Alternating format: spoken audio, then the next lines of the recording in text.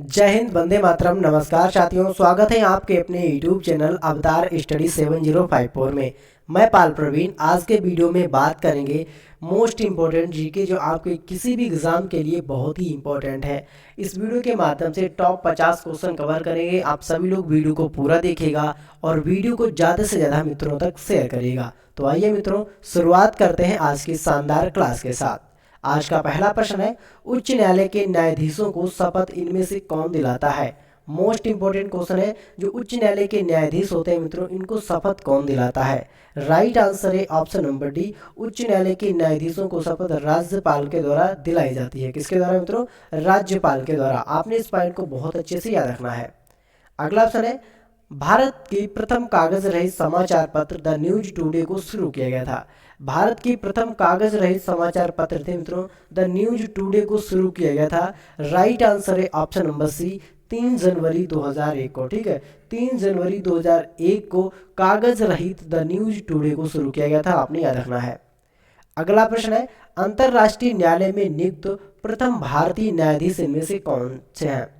अंतरराष्ट्रीय न्यायालय में नियुक्त प्रथम भारतीय न्यायाधीश कौन से हैं। आप सभी लोग कमेंट बॉक्स में छाप दीजिएगा, प्रथम भारतीय न्यायाधीश कौन है और अंतरराष्ट्रीय न्यायालय में इनको नियुक्त किया गया है। राइट आंसर है option number B, G B Mavalankar. ठीक है, जीबी मावलंकर अंतरराष्ट्रीय में नियुक्त प्रथम भारतीय हैं। आपने याद रखना है। पंडित जसराज इनमें से कौन से घराने के साथ संबंध रखते हैं। मोस्ट इंपोर्टेंट प्रश्न है, पंडित जसराज की बात करें तो वह कौन से घराने के साथ संबंध रखते हैं। राइट आंसर है ऑप्शन नंबर सी, मेवाती घराने से इनका संबंध है। किससे मित्रों? मेवाती घराने से। सभी लोग स्टार बना लीजिएगा इस प्रश्न पर, बहुत ही इंपॉर्टेंट है। जिन लोगों ने क्लास को अभी शेयर नहीं किया है, वीडियो को लाइक नहीं किया है और चैनल को जिन लोगों ने सब्सक्राइब नहीं किया है, तो सभी लोग एक बार वीडियो को शेयर कर दीजिए, लाइक कर दीजिए और चैनल को भी सब्सक्राइब कर लीजिएगा। अगला ऑप्शन है, इनमें से क्या राजस्थान में उपस्थित नहीं है। मोस्ट इंपोर्टेंट क्वेश्चन है, कौन सा मंदिर है, कौन सा किला जो है मित्रों वह राजस्थान में उपस्थित नहीं है। राइट आंसर है ऑप्शन नंबर सी, नरवर किला। ठीक है, जो आपका नरवर किला है मित्रों, इसको स्टार बनाकर नोट कर लीजिएगा। और ये कहाँ पर स्थित है? ये आपका मध्य प्रदेश में स्थित है, राजस्थान में आपका स्थित नहीं है। यही हमारा राइट आंसर हो जाएगा। अगला ऑप्शन है, सौर मंदिर कौन से प्रदेश में स्थित है। मोस्ट इंपोर्टेंट क्वेश्चन है, जो आपका सौर मंदिर है मित्रों, ये कौन से प्रदेश में स्थित है। आप सभी लोग कमेंट बॉक्स में छाप दीजिएगा। सौर मंदिर की बात करें तो कहाँ पर यह स्थित है। राइट आंसर है तमिलनाडु में। कहाँ पर मित्रों? ऑप्शन नंबर सी इसका राइट आंसर है, तमिलनाडु राज्य में आपका सौर मंदिर स्थित है। अगला ऑप्शन है, संविधान के अनुच्छेद 123 में से किसके साथ संबंधित है। जो संविधान का अनुच्छेद 123 है मित्रों, ये किसके साथ संबंधित है। आप सभी लोग कमेंट बॉक्स में छाप दीजिएगा। राइट आंसर है ऑप्शन नंबर बी, राष्ट्रपति के अध्यादेश से संबंधित है। किससे? संविधान का अनुच्छेद या आर्टिकल 123 राष्ट्रपति के अध्यादेश से संबंधित है। अगला ऑप्शन है, इनमें से कौन सी भाषा संविधान की 8वीं अनुसूची के अंदर नहीं है। मोस्ट इंपोर्टेंट प्रश्न है, सभी लोग कमेंट बॉक्स में छाप दीजिएगा, कौन सी भाषा संविधान की 8वीं अनुसूची के अंदर नहीं है। आप सभी लोग कमेंट बॉक्स में छापिएगा। तब तक एक हम आपको एक नोट इंपोर्टेंट जानकारी यहाँ पर देंगे। ठीक है, संविधान में अनुच्छेद की बात करें तो कुल अनुच्छेद कितने हैं संविधान में? 395 कुल अनुच्छेद हैं। भाग की बात करें संविधान के अंदर, कुल कितने? 22 भाग हैं संविधान के अंदर। ठीक है, और यहीं पर बात करें अनुसूची की। ठीक है, अनुसूची की बात करें तो कुल अनुसूची कितनी है? 12 अनुसूची हैं। लेकिन जब संविधान बनकर तैयार हुआ था तो उस समय 8 अनुसूची थी। आपने याद रखना है। संविधान बनकर कब तैयार हुआ था? तो 26 नवंबर सन 1949 को संविधान बनकर तैयार हो गया था। लेकिन 26 जनवरी, ठीक है, 26 जनवरी सन 1950 को संविधान को पूर्ण रूप से लागू कर दिया गया था। आपने याद रखना है। अब बात करें कौन सी भाषा संविधान की 8वीं अनुसूची में नहीं है, तो फारसी भाषा जो है मित्रों वह संविधान की 8वीं अनुसूची में नहीं है। आपने याद रखना है। बाकी संस्कृति, नेपाली और कश्मीरी, ठीक है, ये सभी भाषाएं जो है मित्रों वह कैसी भाषा है? संविधान की अनुसूची में शामिल है। नेपाली भाषा की बात करें तो सिक्किम में ज़्यादातर भाषा बोली जाती है, सिक्किम, तो इसलिए नेपाली भाषा को भी संविधान में शामिल कर लिया गया। नेपाली एक विदेशी भाषा है, लेकिन सिक्किम के लोग नेपाली भाषा को बोलते हैं और इसीलिए नेपाली जो भाषा है संविधान की 8वीं अनुसूची में इसको शामिल किया गया है। अगला ऑप्शन है, करगम इनमें से किस प्रदेश का लोक नृत्य है। करगम नृत्य की बात करें तो करगम जो नृत्य है मित्रों वह किस प्रदेश का लोक नृत्य है? राइट आंसर इसका ऑप्शन नंबर बी, ठीक है, तमिलनाडु का जो करगम लोक नृत्य है। आप सभी लोग इसको स्टार बनाकर नोट कर लीजिएगा। अगर यहाँ पर हम बात करें डांडिया नृत्य की, ठीक है, डांडिया नृत्य की बात करें कहाँ का? गुजरात का। गरबा मित्रों कहाँ का है? गुजरात का। और मित्रों ये डांडिया गरबा ये बहुत ही फेमस नृत्य है, इनको स्टार बनाकर नोट कर लीजिए, कई बार एग्जाम में पूछे जाते हैं। बिहू की बात करें, ठीक है, बिहू की बात करें तो बिहू जो नृत्य है मित्रों ये कहाँ का है? ये आपका असम का है, ठीक है, कहाँ का मित्रों? ये आपका असम राज्य का बिहू है, जो कई बार एग्जामों में पूछा जा चुका है, इसीलिए इसको स्टार बनाकर नोट कर लीजिएगा। घूमर नृत्य की बात करें तो घूमर नृत्य जो है तो ये कहाँ का है? ये राजस्थान का, ठीक है, ये राजस्थान का बहुत ही फेमस नृत्य है। आप सभी लोग स्टार बनाकर नोट कर लीजिएगा, सभी इंपॉर्टेंट पॉइंट है। अगला ऑप्शन है संविधान की 8वीं अनुसूची में इनमें से कितनी भाषाएं हैं? आप सभी लोग कमेंट बॉक्स में छाप दीजिएगा, संविधान की 8वीं अनुसूची में कितनी भाषाएं हैं? राइट आंसर है संविधान की 8वीं अनुसूची में 22 भाषाएं हैं, ठीक है। 14 सितंबर और 14 सितंबर सन 1950 को संविधान में, ठीक है, संविधान की 8वीं अनुसूची में भाषाओं को सम्मिलित किया गया था। अगर किस भाग में बात करें तो भाषा किस भाग में है? तो 17, ठीक है, जो आपका भाग 17 है उसमें भाषाओं को शामिल किया गया है। अनुच्छेद की बात करें तो अनुच्छेद कहाँ से है?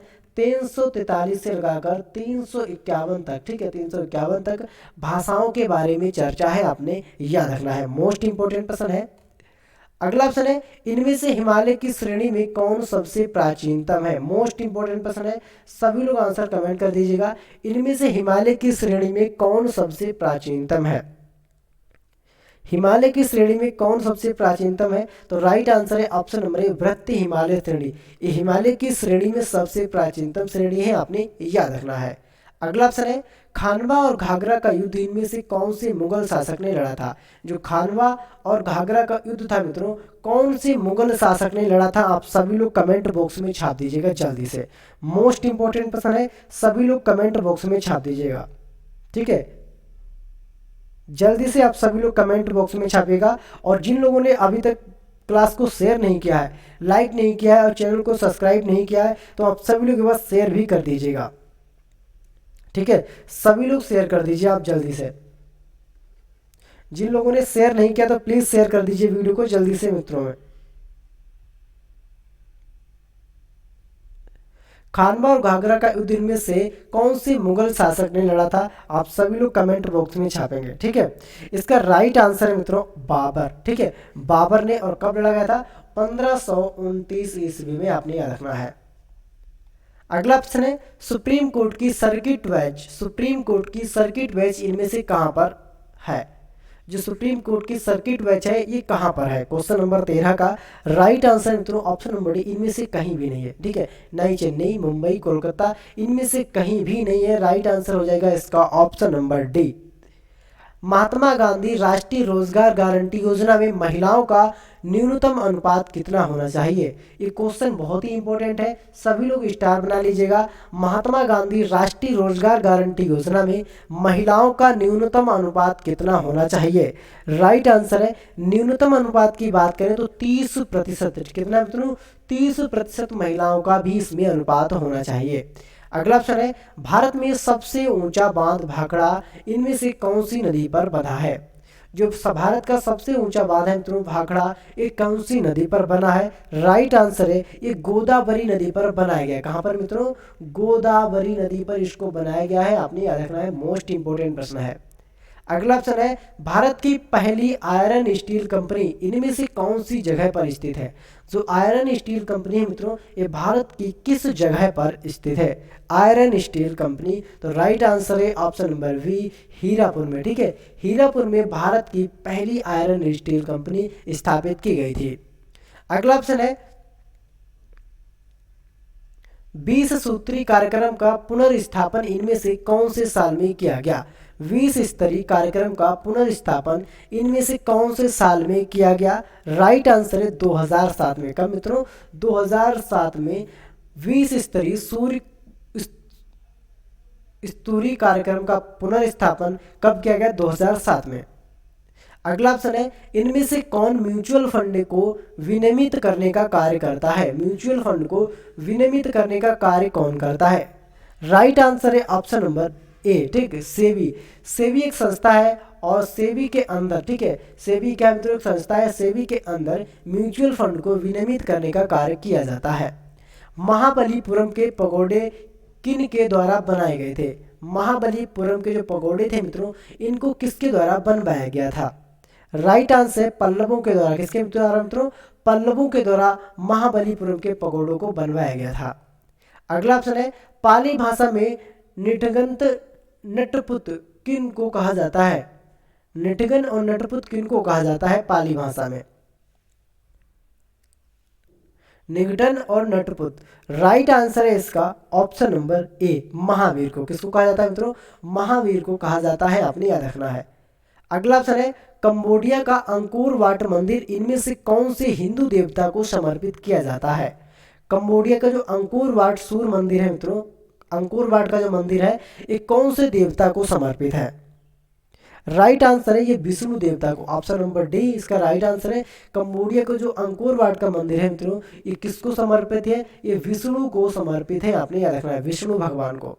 अगला ऑप्शन है भारत के अंदर डॉलर रुपया विनिमय दर किसके ऊपर निर्भर करती है।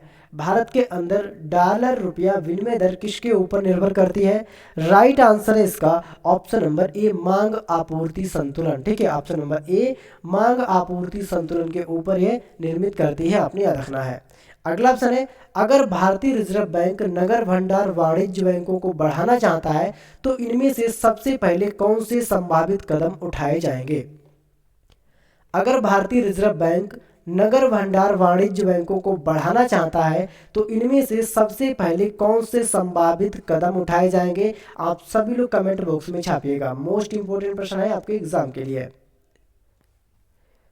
क्वेश्चन नंबर 23 का राइट आंसर है खुले बाजार में वांड करना। ऑप्शन नंबर ए, खुले बाजार में वांड करना इसका राइट आंसर है।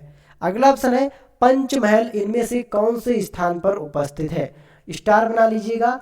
पंचमहल इनमें से कौन से स्थान पर उपस्थित है। राइट आंसर है option number C, Fatehpur Sikri में आपका पंचमहल स्थित है, आपने याद रखना है। अगला ऑप्शन है इनमें से कौन सी नदी दक्षिण भारत की गंगा भी कही जाती है। सभी लोग कमेंट बॉक्स में छाप दीजिएगा कौन सी नदी दक्षिण भारत की गंगा कही जाती है। राइट आंसर है ऑप्शन नंबर सी, जो आपकी गोदावरी नदी है, ठीक है, गोदावरी नदी को दक्षिण भारत की गंगा कहा जाता है, आपने याद रखना है। अगला ऑप्शन है भारत में प्रथम महिला प्रधानमंत्री इनमें से कौन बनी थी। भारत की प्रथम महिला प्रधानमंत्री कौन बनी थी, सभी लोग कमेंट बॉक्स में छाप दीजिएगा।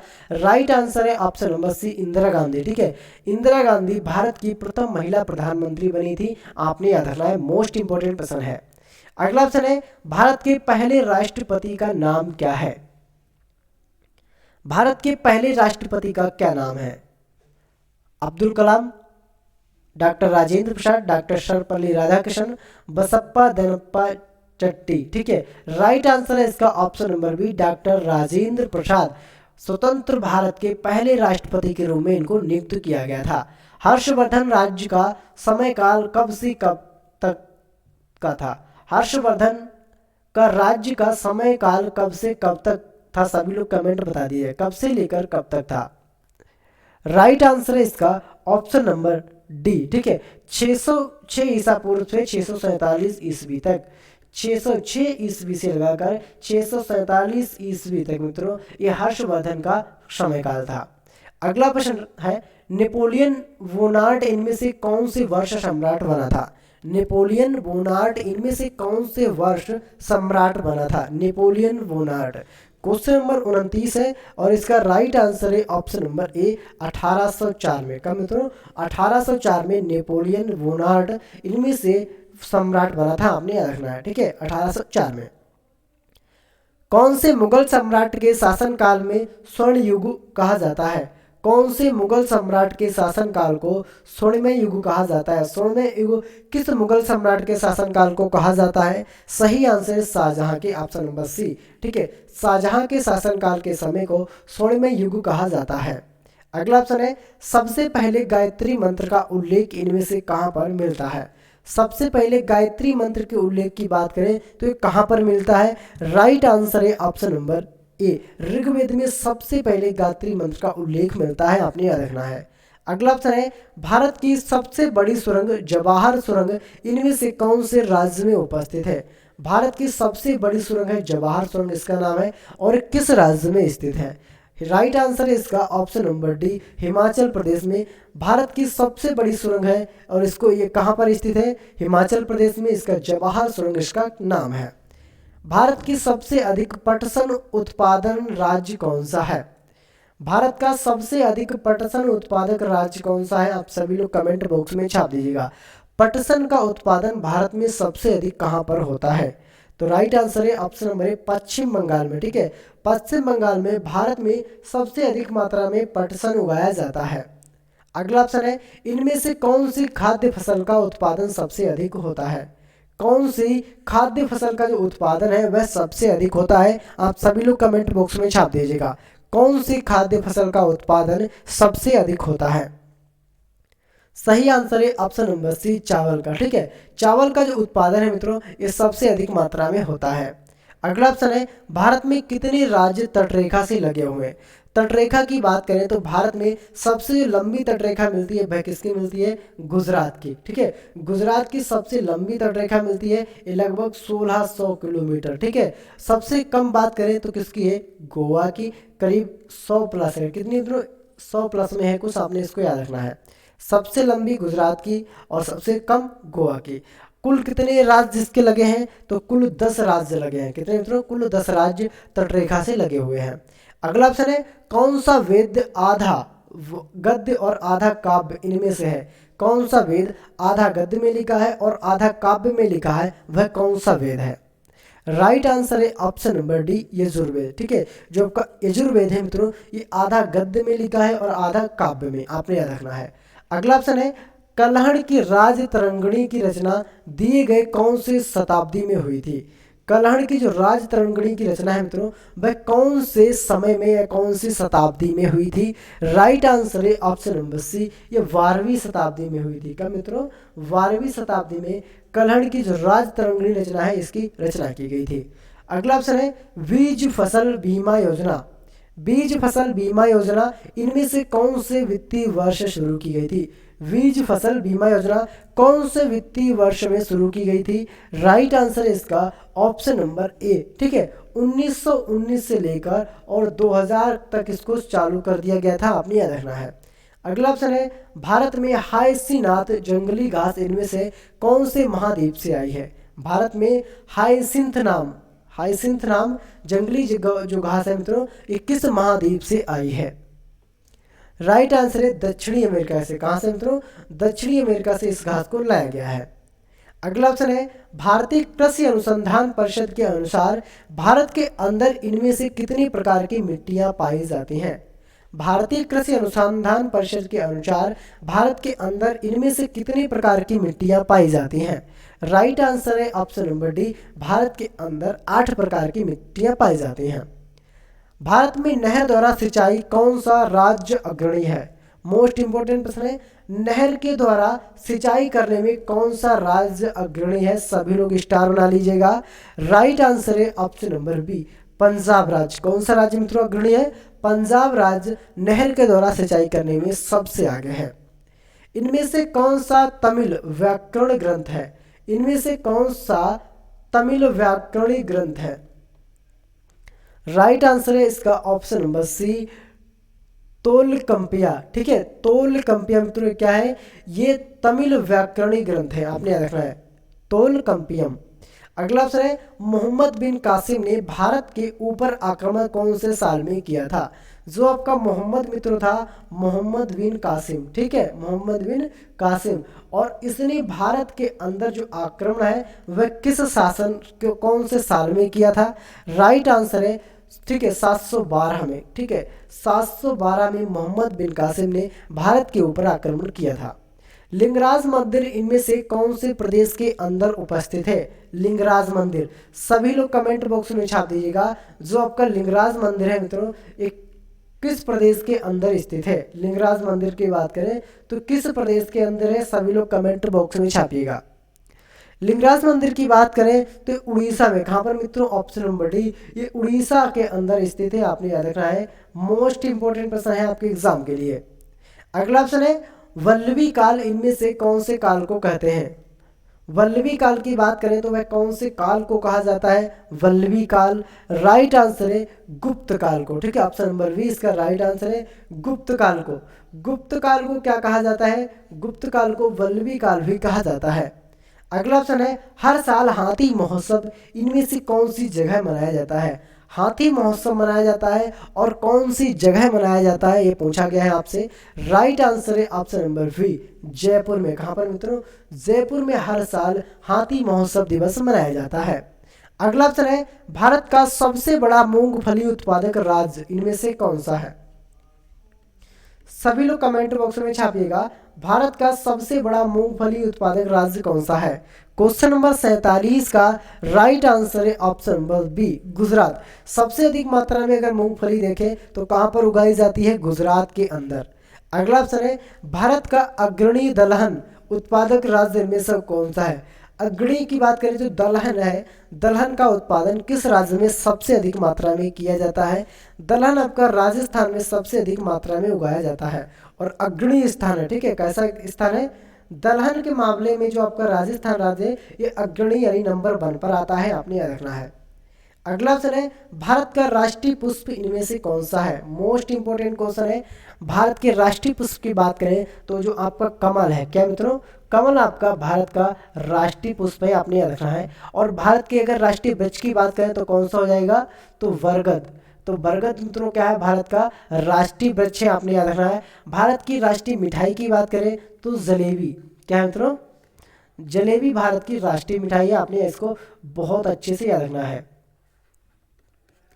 तो ये थे मित्रों आपके 50 इंपॉर्टेंट प्रश्न जो आपके किसी भी एग्जाम्स के लिए बहुत ही इंपॉर्टेंट है। भारत के राष्ट्रीय नदी की बात करें तो राष्ट्रीय नदी कौन सी हो जाएगी मित्रों, राष्ट्रीय नदी गंगा है और भारत की सबसे लंबी नदी है जिसकी कुल लंबाई कितनी है, 2525 किलोमीटर, आपने याद रखना है। ये मोस्ट इंपोर्टेंट 50 क्वेश्चन इस वीडियो के माध्यम से हमने कवर किया है। आप सभी लोग कमेंट बॉक्स में हमको जरूर बताइएगा कि आपको हमारी क्लास कैसी लगी। क्लास को शेयर करिएगा और जिन लोगों ने चैनल को नहीं सब्सक्राइब किया तो सभी लोग चैनल को भी सब्सक्राइब कर लीजिएगा।